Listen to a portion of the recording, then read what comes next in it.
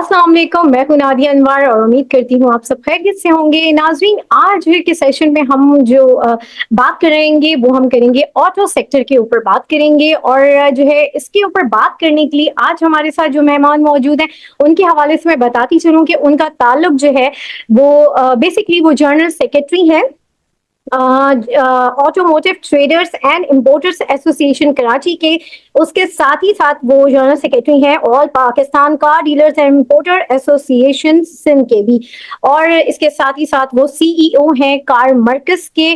तो जी हाँ, मैं बात कर रही हूँ मोहम्मद अकबर साहब की। तो आइए उन्हें वेलकम करते हैं और उनसे बातचीत करते हैं कि क्या चल रहे हैं, क्या मामला चल रहे हैं ऑटो सेक्टर में। तो चलें, लेट्स वेलकम हिम। अस्सलाम वालेकुम सर। जी वालेकुम सलाम। Thank you very much for your kind invitation and your time. Thank you sir. Sir, सबसे पहले तो मुझे ये बताइए कि जो है इस वक्त ऑटो सेक्टर में क्या मामला चल रहे हैं और जो है कार की जो प्राइजेस हैं वो काफी जो है वो ऊपर की तरफ जा रही हैं। ऑल दो की कुछ कमी बेशी हुई है, लेकिन स्टिल जो है एक अगर हम एक लेमैन के हिसाब से बात करें तो अभी भी उसकी अप्रोच में नहीं है। थोड़ा सा प्राइजेस के हवाले से मैं जानना चाहूंगी जी। जी बहुत शुक्रिया। जहाँ तक हमारी ऑटो इंडस्ट्री की बात है तो इस वक्त तो बदतरीन बहरान का शिकार है। अ, दीगर तंजीमें जितनी भी कारोबारी तंजीमें हैं उनका तो अपना ये जो प्रिडिक्शन है कि ये सन 2024 जो है वो कारोबारी एतबार से ये वर्ष साल जो है वो अभी तक जो है ये हम एक्सपीरियंस कर रहे हैं। और इसका नतीजा ये है कि ये इतनी ज्यादा इन्फ्लेशन है, इतनी ज्यादा प्राइस हाइक है हमारी इनवॉइसेस के अंदर गाड़ियों की। आम गाड़ी जो है, एक छोटी सी गाड़ी एक आम आदमी की कीमत खरीद से बाहर है। और अभी जो नया बजट जो आया है उसके ऊपर इतने टैक्सेस इंक्रीज किए गए हैं कि मजीद गाड़ी लेना एक आम आदमी के लिए बहुत ही ज्यादा मुश्किल क्या नामुमकिन हो गया है। सही। तो सर जरा टैक्सेस के हवाले से बताइए कि जो है जो टैक्सेस गवर्नमेंट की जो पॉलिसीज हुई हैं उसका क्या इम्पैक्ट जो है इस वक्त आपकी जो है जो ऑटोमोटिव इंडस्ट्री है इसके ऊपर क्या इसके असरात जो है होंगे। इम्पैक्ट इसका बहुत ही सिवियर है, क्योंकि जैसा कि मैंने अभी आपसे जिक्र किया कि कीमत खरीद से बाहर है गाड़ी। एक जो हमारी लोकल असेंबल्ड गाड़ी भी जो है, अगर हम 660 सीसी की एक लोकली असेंबल्ड गाड़ी की भी बात करते हैं हम, तो वो 3 मिलियन से ज्यादा उसकी इनवॉइस एक्सीड कर रही है। अगर हम लोकल असेंबल्ड गाड़ी अगर 1000 सीसी की तरफ जाते हैं, जो कि 660 सीसी की और 1000 सीसी की गाड़ी एक बहुत आम आदमी के लिए गाड़ी बनाई जाती है, बिल्कुल लोएस्ट लेवल की गाड़ी भी जो है 1000 सीसी की हमारी लोकल इंडस्ट्री की वो 4 मिलियन एक्सीड कर रही है। तो it is out of the question of a person who is earning a limited amount of money. तो उसके लिए तो बिल भरना, अभी जो जो हमारे जो बिल्स हैं, ये इलेक्ट्रिसिटी के बिल्स हैं, यही पूरे नहीं हो पा रहे। किसी भी हवाले से एक पब्लिक को किसी भी किस्म का रिलीफ नहीं मिल रहा।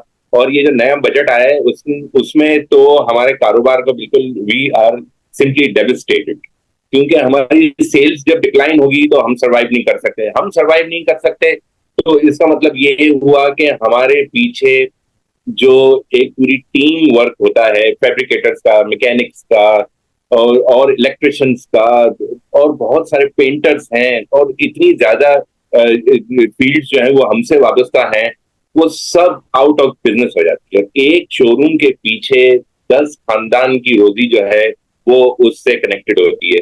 तो ये सारा हम ये जो माजरा देख रहे हैं अभी, जो इतनी ज्यादा प्राइस हाइक की वजह से हमारा कारोबार जो है वो बिल्कुल डिक्लाइन की तरफ है। और कितने ज्यादा जितने जो रेंटल बेसिस पे हमारे ये जो ऑपरेशंस हो रहे थे इस कारोबार के, वो वाइंड अप हो चुके हैं। और ये इलेक्ट्रिसिटी के बिल्स जो है वो बेयर नहीं कर सकते हैं। हमारे जो ओवरहेड एक्सपेंसेस जो इस कारोबार से जो रिलेटेड है वो इतने ज्यादा हाई हो गए हैं कि हमारा सर्वाइवल जो है मार्केट के अंदर अब बड़ा मुश्किल हो गया है। सही। बिल्कुल सर, ये बात तो बिल्कुल आपने सही कही। अच्छा सर, थोड़ा सा मुझे इलेक्ट्रिक कार्स के हवाले से बताएं कि अभी आजकल जो है बड़ी इसके ऊपर एक बूम चल रही है इलेक्ट्रिक कार्स का। तो मुझे ये बताएं कि पाकिस्तान में ये चीज कितनी सक्सेसफुल रहेगी, क्योंकि इनकी अगर हम आम पेट्रोल वाली गाड़ियों से अगर हम मुआवजा करें तो उनकी प्राइजेस जो है कोई 12-12 या 20-20 लाख जो है वो ऊपर है। तो क्या आपको लगता है कि ये जो इलेक्ट्रिक कार्स हैं और अभी जो है यहाँ की भी जो मुख्तलिफ और कौन कौन सी कंपनीज हैं, जो हमारी लोकल कंपनीज हैं वो जो है इसको बना रही हैं, और क्या फ्यूचर देखते हैं आप इन गाड़ियों का? जी देखिए, इसके बारे में अभी प्रिडिक्ट करना तो मैं बोलता हूँ कि it's not the question right now about electric cars. अभी यहाँ पे देखें, हमारी जो इंपोर्ट पॉलिसी हमारी मार्केट के हमारी गवर्नमेंट हमें नहीं दे रही। कोई कमर्शियल इंपोर्ट की बाकायदा इजाजत देनी चाहिए हुकूमत को कि वो गाड़ियां इंपोर्ट कर सकें। जैसे प्रीवियसली हमने 2 डेकेड्स पहले, ये 10-15 साल पहले ये देखा है कि गाड़ियां इंपोर्ट होती थी, 5 साल 7 साल पुरानी गाड़ियां इंपोर्ट होती थी, और डिप्रिशिएटेड वैल्यू के अंदर हम कंज्यूमर्स को एक रीजनेबल प्राइस के अंदर एक स्टैंडर्ड वाली गाड़ी प्रोवाइड करते थे। तो अभी जो है फिलहाल इंपोर्ट हमारा बंद है।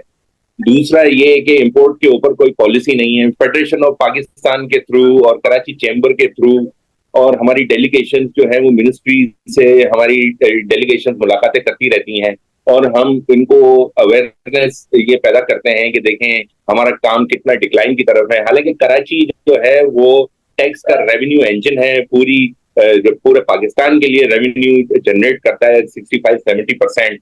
और उसके ऊपर जो कार डीलर्स हैं, जो हमारी ड्यूटी की मद के अंदर हमारा बहुत ज्यादा हुकूमत को ये सपोर्ट रहता है। हम एक की रोल अदा करते हैं हमारे रेवेन्यू जनरेट करने के लिए, पूरी हुकूमत के लिए, ड्यूटीज की मद के अंदर और टैक्सेस की मद के अंदर। अभी देखें, जो नए बजट के अंदर इन्होंने जो गाड़ियों के ऊपर जो फर्दर जो टैक्सेस लगाए हैं, विद होल्डिंग टैक्सेस हम एक तरफ दे रहे हैं, हम सेल्स टैक्स अलग दे रहे हैं, इनकम टैक्स गाड़ियों पे अलग दे रहे हैं, रोड टैक्स अलग दे रहे हैं, सीवीटी अलग दे रहे हैं। तो ये एक पूरा जो मजमुआ टैक्सेस का इतना हैवी है, और ऊपर से जो प्राइसेस हैं गाड़ियों की वो इतनी ज्यादा हाई हैं, तो ये सारी चीजें एक्यूमुलेट होके इतनी हाई प्राइस पे गाड़ी आ जाती है कि ये हमारा जो डिबेट ही चल रहा है, हम तो कंडेम करते हैं इतने ज्यादा हाई टैक्सेस को। ये गाड़ियां जो है वो मार्केट के अंदर as compare to other countries of the world reasonable होनी चाहिए। और खासतौर पर डिप्रिशिएटेड वैल्यू की यूज कार जो है उसकी तो हमारे पास इंपोर्ट की कोई पॉलिसी नहीं है, तो हम इंपोर्ट भी नहीं कर सकते। तो काफी मोनोपोली चल रही है, सारा बेनिफिट जो है वो लोकल असेंबलर्स की तरफ जाता है, उनकी मनमानी है, प्राइस हाई कितनी ज्यादा है।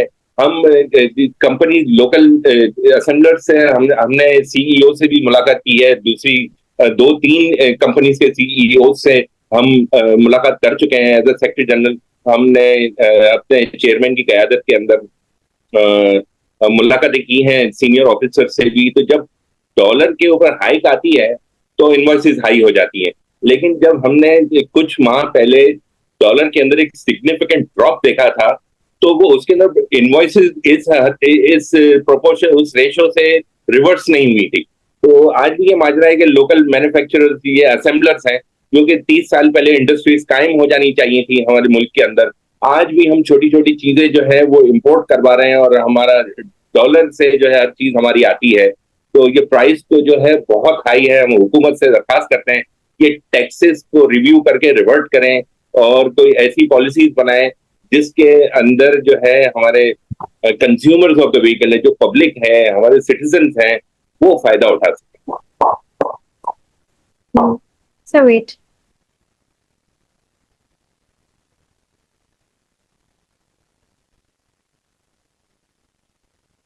ओके सर, मुझे ये बताएं कि जैसे इंपोर्ट के ऊपर पाबंदी लगी हुई है, तो जो आप ये बताएं कि कौन सी कंपनीज हैं जिन्होंने जो है लोकल पार्ट्स के ऊपर बनाने के ऊपर जो है काम शुरू कर दिया, क्योंकि अभी इंपोर्ट तो बंद है। तो कौन सी ऐसी का जो हमारी जो कंपनीज हैं वो लोकल पार्ट्स वगैरह बना रही हैं, थोड़ा सा इस हवाले से आप हमें बताएं। देखिए, ये जो आपने जब पहले एक सवाल पूछा तो मुझे इलेक्ट्रिक कार्स के हवाले से, दुनिया का तो जो इस वक्त ट्रेंड है वो इलेक्ट्रिक की तरफ ही जा रहा है। तो ये सोलर एनर्जी की तरफ जा रहा है, बैटरी ऑपरेटेड कार्स की तरफ जा रहा है, ऑल इलेक्ट्रिक व्हीकल्स की तरफ जा रहा है। लेकिन ये यहाँ पर अगर इंट्रोड्यूस अगर किसी तरह अगर लोकल कंपनी कर भी देती है यहाँ पे इलेक्ट्रिक कार्स का, तो देखें ये तो एक सवाल है कि क्या इलेक्ट्रिक कार्स यहाँ पर कामयाब होंगी। यहाँ पे बिजली किधर है कि आप अपनी गाड़ियों को चार्ज कैसे करेंगे? सही है, वो डेली बेसिस पे अच्छा खासा जो पावर कंज्यूम करती हैं उनको चार्ज करने में, और मेरे ख्याल में कुछ घंटे लगते हैं एक मर्तबा की बैटरी चार्ज करना एक इलेक्ट्रिक व्हीकल की। तो हमारे पास तो वैसे ही पंखा चलाने के लिए बिजली नहीं होती है, एक आम कंज्यूमर के घर में बिजली नहीं है, तो हाउ डू वी एक्सपेक्ट कि ये इलेक्ट्रिक कार्स को हम इस रेगुलरली चार्ज करके रोड पे ला सकेंगे? तो दैट्स अनदर क्वेश्चन। दूसरा आपका सवाल क्या था मैडम, आप काइंडली रिपीट करेंगे? जी सर, मैं ये पूछना चाह रही थी कि जो कौन सी कंपनीज हैं, क्योंकि इंपोर्ट के ऊपर पाबंदी लग चुकी है, तो कौन सी कंपनीज हैं जो लोकल पार्ट्स बना रही हैं? कहाँ कौन सी कंपनी को पार्ट्स बनाती तो नहीं है, सारे पार्ट्स यहाँ पे इंपोर्ट होते हैं, और बेसिकली हमारे जो लोकल मैन्युफैक्चरर्स के नाम से हैं वो दे आर बेसिकली असेंबलर्स। ये लोकल असेंबलर्स हैं जिसमें चार पांच हमारी पुरानी कंपनीज जो हैं वो चलती आ रही हैं और इनकी मोनोपोली है।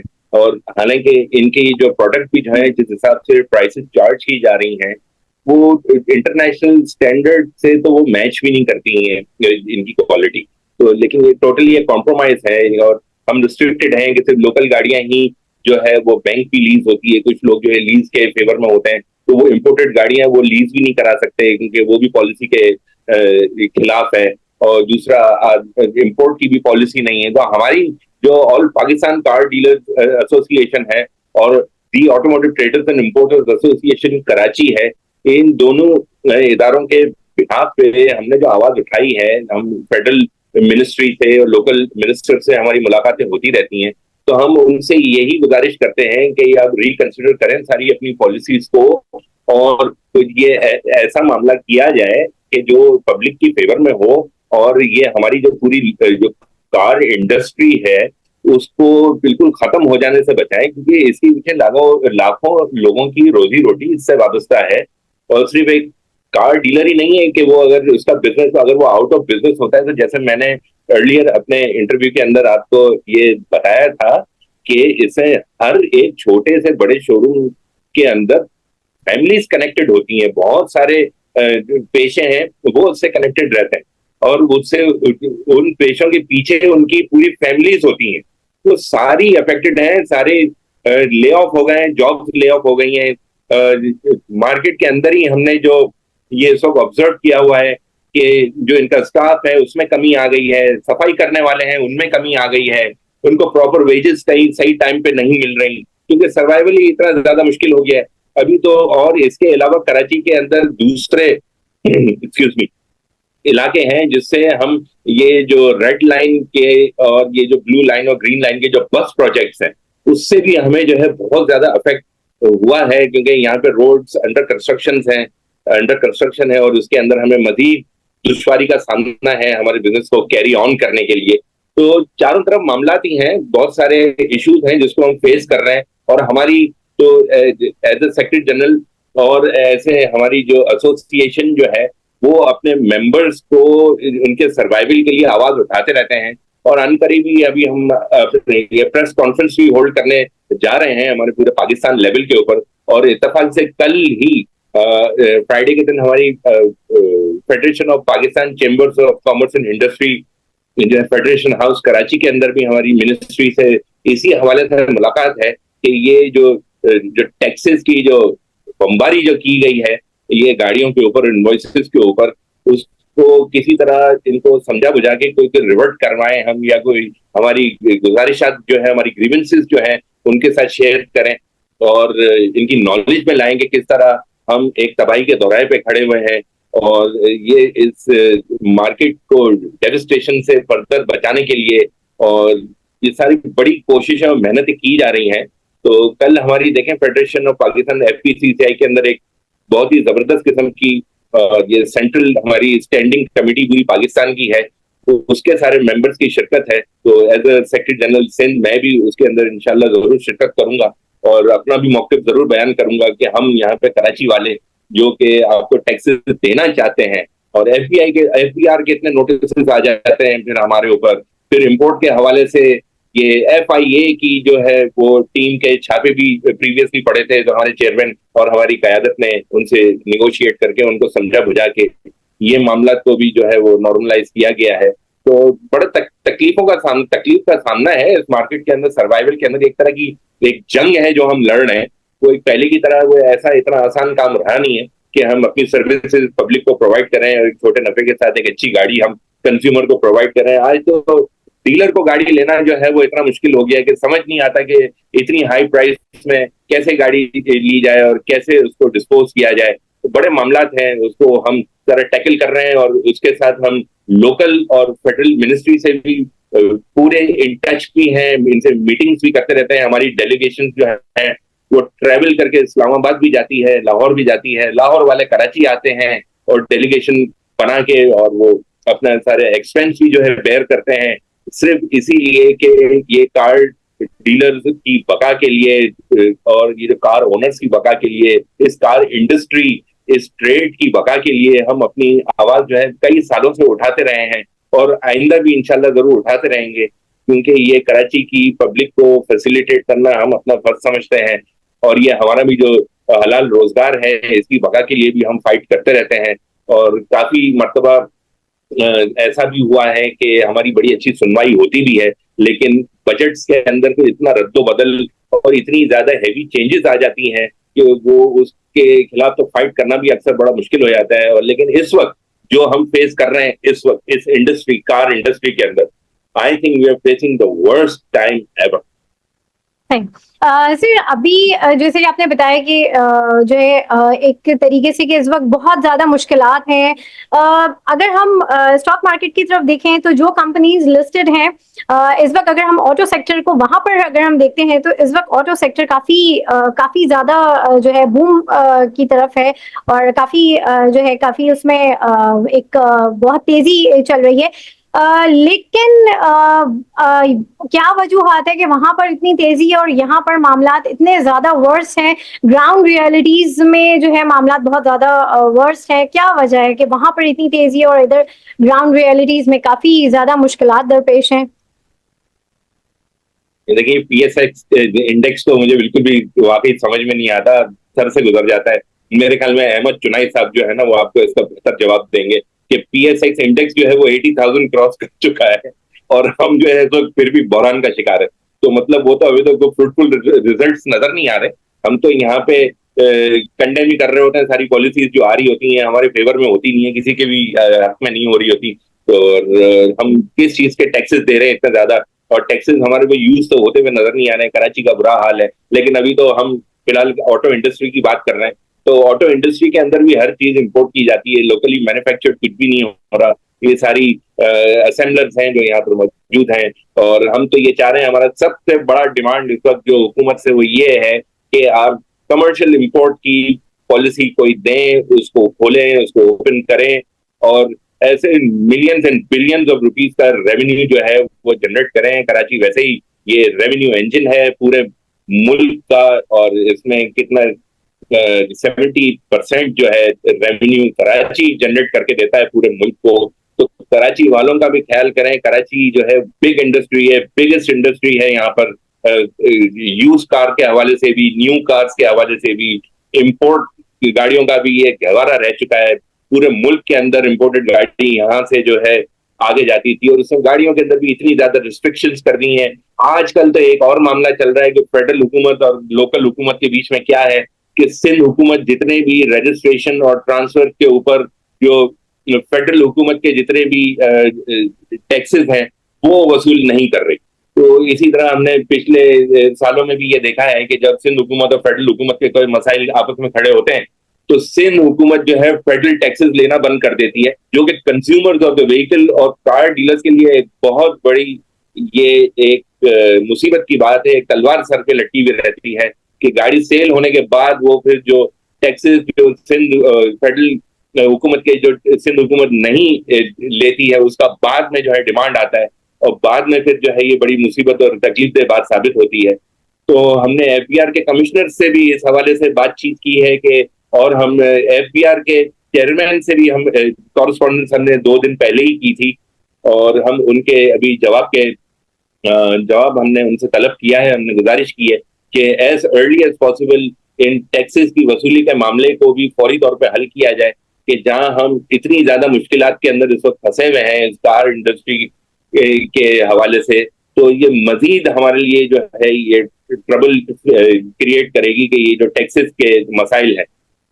और दूसरा ये कि आपके साथ मैं बाद में शेयर करूंगा कि देखें टैक्सों की इतनी ज्यादा बड़ी फहरिस्त है जो एक गाड़ी के ऊपर लगाए जाते हैं, और हर मर्तबा पहले तो गाड़ी देखें नाम पे करवा लेना सबका अपना हक है कि अगर गाड़ी के ओनर हैं तो आप अपने नाम पे गाड़ी करवा लें।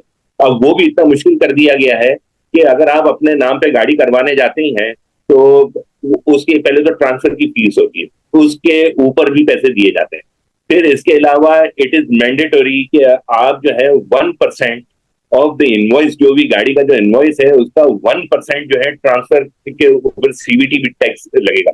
यानी मतलब ये है कि अगर आपकी गाड़ी 50 लाख रुपए की है तो उसके ऊपर एट टाइम ऑफ ट्रांसफर 1% के हवाले से 50,000 रुपए आपका वो चालान बनेगा और ट्रांसफर की फीस अलग होगी। तो सिर्फ गाड़ी नाम पे कराना भी जो है एक इस वक्त बहुत बड़ा मसला हो गया है कि इस वक्त जेबें जो है वो पब्लिक की इतनी खाली हो चुकी हैं, और हम सर्वाइवल चाहते हैं और सर्वाइवल के ऊपर हमसे इतना ज्यादा मुश्किल इम्तहान लिया जा रहा है कि सीवीटी भी भरे, अपने नाम पे भी करवाएं। शर्जील मेमन साहब के जो कि मिनिस्टर भी हैं ट्रांसपोर्ट के, और बड़े अच्छे हमारे सिंध हुकूमत के रहनुमा भी हैं, और हमने जब भी उनसे गुजारिश की है तो उन्होंने हमसे मुलाकात भी की है, हमारी रहनुमाई भी की है। अब इनका कहना ही है शर्जील मेमन साहब का कि गाड़ी जो है वो बगैर रजिस्ट्रेशन के रोड पे आएगी नहीं, और हर एक को कंज्यूमर को नाम पे कराना भी लाजमी है। तो वो ख्वाहिश जब जाहिर करते हैं, एक कंज्यूमर नाम पे कराने जाता है तो उसको बाद में ये पता चलता है कि उसको सीवीटी भी देनी पड़ेगी, और ट्रांसफर के चार्जेस ये हैं कि एक छोटी सी गाड़ी ट्रांसफर कराने का भी खर्चा जो है 60-70 हज़ार रुपए है। अगर आपकी करोड़ या ऊपर इससे ऊपर की गाड़ी है तो 1 लाख रुपए तो सीवीटी के अंदर ही सिर्फ लग जाएंगे, और बाकी ट्रांसफर चार्जेस हैं वो अलग है। तो it is not easy to get your vehicle transferred in your name any more. It is so very expensive, you know. तो हम ये चाहते हैं कि कोई ऐसा रिलीफ वाला मामला, कोई ऐसा कोई प्रपोजल दिए जाएं जिसमें इतनी बड़ी आवाम है, इतने करोड़ों लोग हैं कराची के अंदर ही, 3.5-4 करोड़ आवाम है, हर एक के पास गाड़ी है। ये टैक्स एवेजन भी नहीं चाहते, कुछ भी नहीं चाहते, ये चाहते हैं कि हम टैक्स दें, और जो टैक्स के एवज जो है उनको कराची की बात करूंगा कि उनको फैसिलिटीज दी जाएं, हर चीज क्लीनलीनेस सफाई सुथराई के हवाले से भी, और गाड़ियों के टैक्सेस के हवाले से भी, पार्किंग के हवाले से भी उनको रोड्स दिए जाएं। इतने टैक्सेस लेने के बाद इंफ्रास्ट्रक्चर को जो है वो डेवलप किया जाए, जगह दी जाए, और ये सारे ठेला माफिया और ये जितने भी ऐसे गैर मुकामी लोग हैं उनको फैसिलिटेट किया जाए, उनके लिए कॉलोनीज बनाई जाए। ये तो देखें बात ये है कि देखें गरीब तबका जो है ये तो एक मैग्नेट की तरह जो भी बेटर सिटीज होते हैं तो वो उनको वो उस तरफ अट्रैक्ट होते हैं, तो यू कैनॉट स्टॉप देम। तो ये तो हुकूमत वक्त का काम है कि उनके लिए, जैसे दुनिया में ऐसा होता है कि चाइना में भी ये बहुत सारी चीजें हैं कि आउट ऑफ द सिटी इतनी कॉलोनीज डेवलप करके उनको रिहाइश फराहम की जाए, तो सब कुछ ऐसे किया जाए, जगह जो है वो फराहम की जाए, रोड्स दिए जाए। आप टैक्सेस लेते हैं, इतने भरपूर टैक्सेस लेते हैं, तो वो रोड्स भी दिए जाएं गाड़ियों को। गाड़ियां रजिस्टर होती रहती हैं, हजारों की तादाद में रोजाना गाड़ियां रजिस्टर होती हैं, इतना रेवेन्यू जनरेट कर रहे हैं ये लोग, लेकिन इन दी एंड पब्लिक कहाँ खड़ी हुई, उनको तो कोई भी फैसिलिटेट नहीं कर रहा। तो ये बड़ा अफसोस का मुकाम है। हम ये हाई टैक्सेस को जो है वो कंडेम करते हैं, और गुजारिश है हुकूमत से कि इस चीज पे कंसिडरेशन करें और हाई टैक्सेस के पॉलिसीज को रिवर्ट करें, और अपना इम्पोर्ट को, कमर्शियल इम्पोर्ट को खोलें, और ऐसे मामला हैं पुरानी गाड़ियों की इम्पोर्ट को खोला जाए, रेवेन्यू जनरेट करें, पब्लिक को अच्छी गाड़ियां अच्छे दामों में प्रोवाइड करें, स्टैंडर्ड प्रोवाइड करें, उनका स्टैंडर्ड ऑफ लिविंग हाई होगा। बहुत सारे मामला हैं।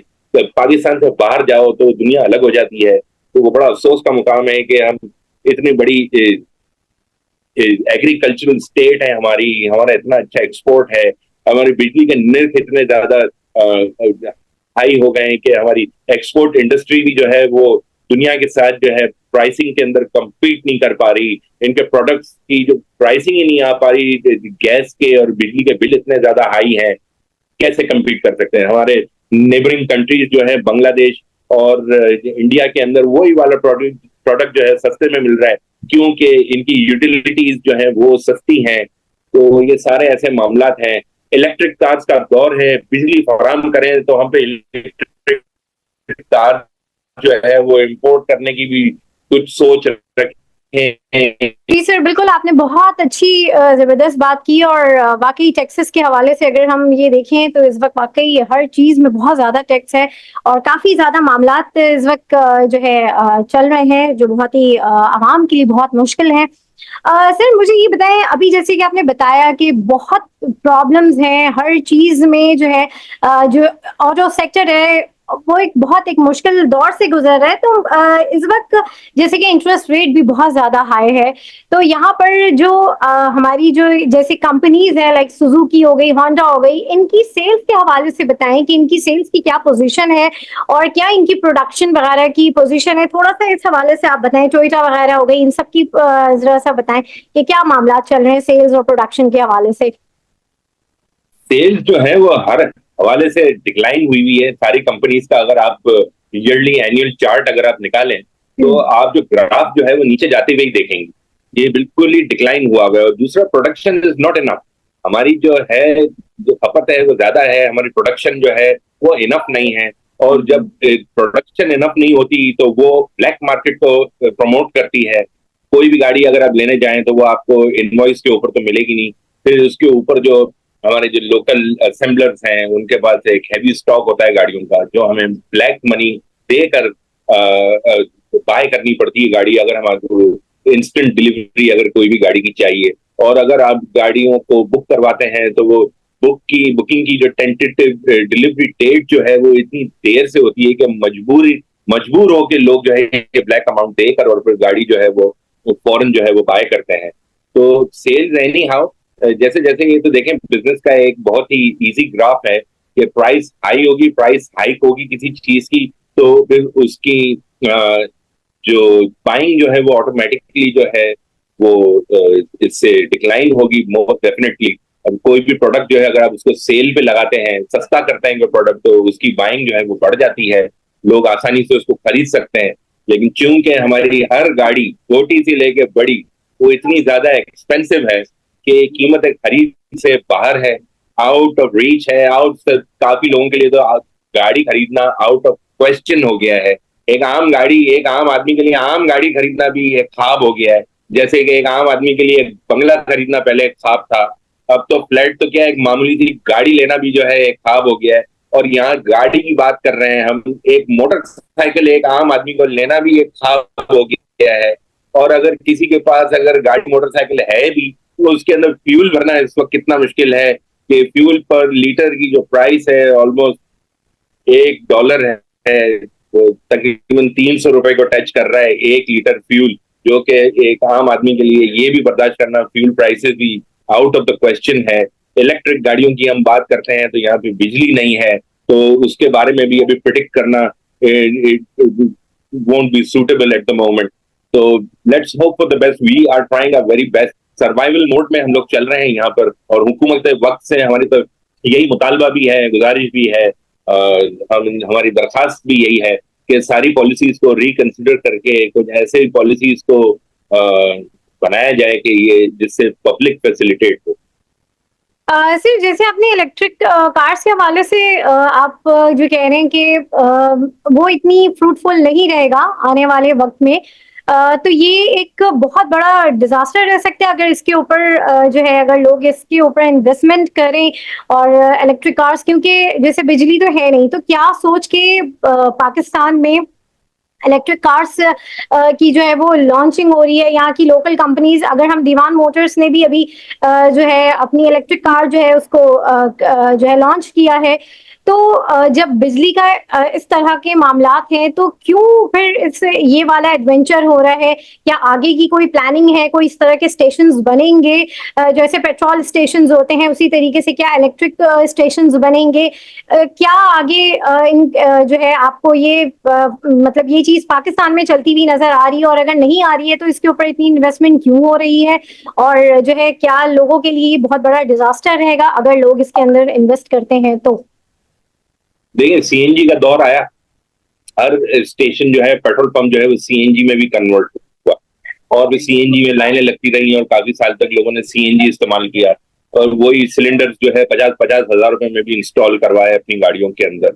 अभी सारे के सारे ये जो है पूरी इंडस्ट्री तबाह हो गई, सारे सीएनजी के पंप्स बंद हो गए, गैस खत्म हो गई, सही है। और वही वाले सिलेंडर जो है वो कबाड़ियों को बेचे गए हैं 5-5 हज़ार रुपए में। लोगों के घरों के अपने बेसमेंट्स के अंदर अभी भी ये सिलेंडर्स पड़े हुए हैं। और इसी तरह जो है ये डेविस्टेशन ही है पूरे, ये आवाम का पैसा जो है वो जाया जाता है।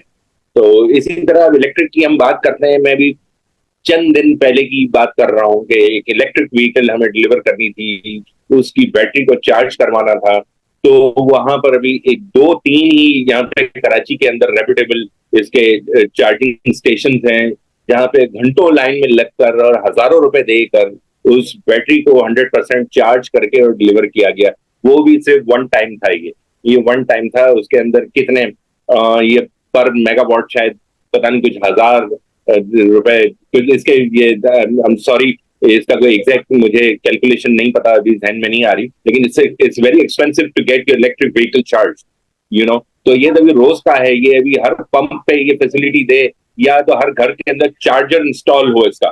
तो चार्जर इंस्टॉल हो, बिजली होगी तो आप इसको चार्ज करेंगे, लेकिन चार्जिंग के बाद भी जो इसके यूनिट्स जो ये कंज्यूम करेगा जो बैटरी चार्जिंग के लिए, दैट्स टू मच। तो जो बिजली का बिल आएगा ना, तो फिर वो भी बड़ी फिर एक्सपेंसिव साबित होंगी इस जैसे मुल्क के अंदर जहां बिजली नहीं। तो ये सारा मुमकिन है कि हमें बिजली, हमें एजुकेट बिजली जो है वो फराहम की जाए, हर घर में बिजली होनी चाहिए। तो ये हर घर, हर डिफेंस के हर घर के अंदर, हर अच्छी जगह पर जो है इलेक्ट्रिक कार्स भी नजर आएंगी। लेकिन इसको हम, इसकी कामयाबी को अभी हम प्रिडिक्ट इसलिए नहीं कर रहे हैं कि ये जिस चीज पे इलेक्ट्रिक कार चलती है वो चीज हमारे पास वो है नहीं।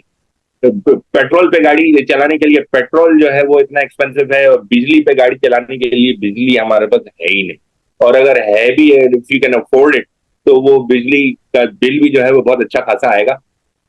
और दूसरे कि इलेक्ट्रिक का दौर है, आई डोंट नो, अभी यहाँ पे इंट्रोडक्शन इस्लामाबाद में भी हुआ तो है इलेक्ट्रिक व्हीकल्स का, एक कंपनी, हमारी लोकल कंपनी ने इंट्रोड्यूस तो करवाया है, लेकिन अभी देखते हैं वो कहाँ तक इसका फ्यूचर है। We hope for the best. मैं चाहता हूँ पर्सनली, मेरी तो अपनी पूरी ख्वाहिश है, on behalf of the automotive traders and importers association Karachi and all Pakistan car dealers and importers association, ये दोनों चीजें जो हैं, ये दोनों हमारे, ये जो हमारी एसोसिएशंस जो हैं, ऑर्गेनाइजेशन जो हैं, यही हमारी पूरी मार्केट और ये कार डीलर्स की बका और ये स्ट्रेट की बका के लिए जो है वो फाइट कर रहे हैं। राइट। तो सर यहाँ पर मुझे ये बताएं कि जो आने वाले वक्त में अगर ये गाड़ियां, जैसे अभी आप कह रहे हैं कि अभी कोई प्रेडिक्शन हम कर नहीं सकते, तो ये एक्सपेंसिव है, और जैसे कि आपने बात सही कही कि जिस चीज से ये चलती है उस चीज की बड़ी किल्लत है हमारे मुल्क में, तो स्टिल हम वहीं पर आ गए हैं कि पेट्रोल के ऊपर, जो पेट्रोल की गाड़ियां हैं वहीं चलेंगी, और आई थिंक अगर उसी के ऊपर लोगों को रहना चाहिए, क्योंकि ये एक नया एडवेंचर है। ये आगे जाके किस तरीके किस तरह से रहे, कितना रहेगा, क्योंकि अभी से इसकी प्राइसेस तो डबल ही चल रही हैं। तो आगे पेट्रोल की गाड़ियां ही मार्केट में सही रहेंगी। तो ये थोड़ा सा, इसको थोड़ा सा वाजे करें। और साथ में ये भी मैं पूछना चाहूंगी कि इस वक्त का जो सिनेरियो है, जो आपने बताया, काफी मुश्किल वक्त है और है भी, जो कि तो उसमें क्या लोग कौन सी गाड़ियां ज्यादा प्रेफर करते हैं जो है इस वक्त, कि जो उनके लिए इस वक्त जो है एक कहते हैं कि उनको इस वक्त जो है इस महंगाई के दौर में वो उन गाड़ियों को अफोर्ड कर सकें, किस तरह की गाड़ियों की ज्यादा डिमांड आती है आप लोगों के पास? देखें, अभी इलेक्ट्रिक गाड़ी की तरफ जो एक आम कंज्यूमर जो है, जो मार्केट के अंदर बैठ के अभी उतना ज्यादा रुझान है नहीं, क्योंकि अभी देखें इलेक्ट्रिक गाड़ियां, इंपोर्टेड इलेक्ट्रिक गाड़ियां तो अभी यहाँ पर आना शुरू हो गई, जो भी जरिए के थ्रू, ये जो भी अभी पॉलिसी है इंपोर्ट की, उस हवाले से जो गाड़ियां आ रही हैं, इलेक्ट्रिक व्हीकल्स भी आ रही हैं। और अमीरों की गाड़ियां हैं, वो करोड़ों की गाड़ियां हैं, लाखों में तो कोई गाड़ी है नहीं। तो वो जो अमीर लोग हैं वो किसी तरह भी अफोर्ड करते हैं, वो चार्जेस का भी बंदोबस्त करते हैं, वो हैवी ड्यूटी बिल्स जो है वो अदा करने के लिए उनके लिए कोई परेशानी नहीं है। लेकिन 75, 80, 85% जो तबका है, जो कि नॉर्मल तबका है, मिड क्लास तबका है, लोअर मिडिल क्लास है, जो गाड़ी, देखें आजकल लग्जरी नहीं है, गाड़ी इज अ नेसेसिटी, सही है, क्योंकि फ्यूल प्राइसेस इतनी ज्यादा है पब्लिक ट्रांसपोर्ट और यहाँ तक कि अब तो चिंची भी रहना रहा है।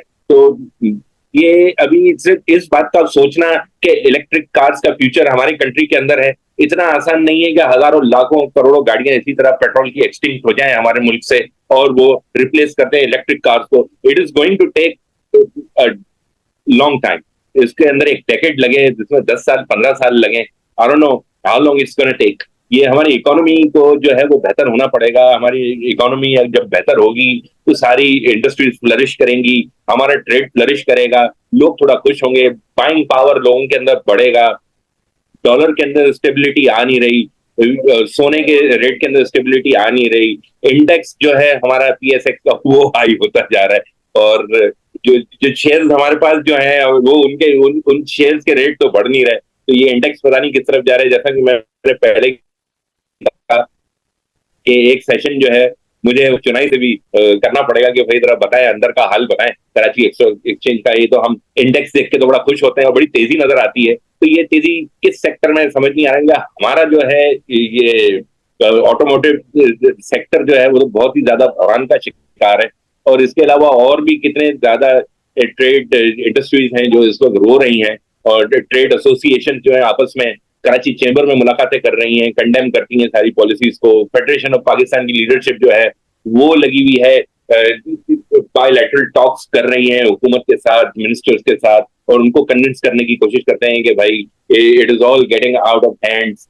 तो ये हमारी तो पूरी सारी कोशिश यही है कि इलेक्ट्रिक कार्स को अभी हम ज्यादा ना सोचें, हम अपनी इकोनॉमी को बिल्ड करने की बात करें, और उसको स्ट्रेंथन करने की बात करें, जो फ्यूल प्राइसेस को लो करने की बात करें। ये जो प्राइस हाइक जो लोकल असेंबलर्स की है उनकी कमर तोड़ने की बात करें, थोड़ा सा रीजनेबल सारे हर मामला में चलें, और इम्पोर्ट के हवाले से जो कमर्शियल इम्पोर्ट को बाकायदा खोलने की पॉलिसी की बात करें, कराची वालों का ख्याल करें, सिंध का ख्याल करें, वी लव पाकिस्तान, पाकिस्तान का ख्याल करें। हम पाकिस्तान के अंदर रहते हुए अपने टैक्सेस भरते हुए हम ये चाहते हैं कि हमारी जो बेसिक नीड्स जो है उसको वो प्रोवाइड करें। सारे न गैस है, न बिजली है, न पानी है। हम इंडस्ट्री को बचाने की बात कर रहे हैं, हम इस इन्फ्लेशन को बीट करने की बात कर रहे हैं। तो there are many other things that we are facing. ये डिफिकल्टीज इतनी ज्यादा बढ़ती चली गई हैं कि as the time is going by, दुनिया जो है वो प्रोग्रेसिव पोजीशन के ऊपर है, और हम जो है वो जरा डिक्लाइन की तरफ ज्यादा जाते हुए नजर आ रहे हैं।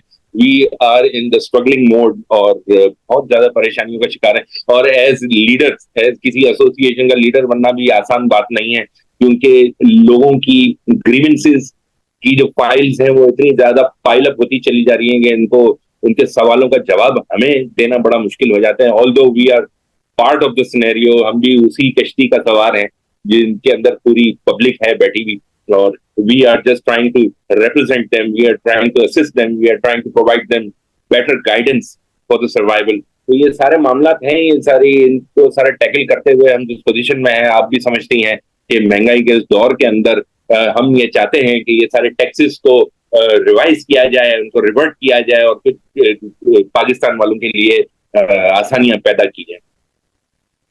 नहीं, बहुत शुक्रिया मोहम्मद अकबर साहब आपका, और आपने वाकई बड़ी अच्छी बातें और बहुत ही जो हमारी इस वक्त जो मेन इश्यूज हैं उनको बहुत ही अच्छे तरीके से आपने हाईलाइट किया है।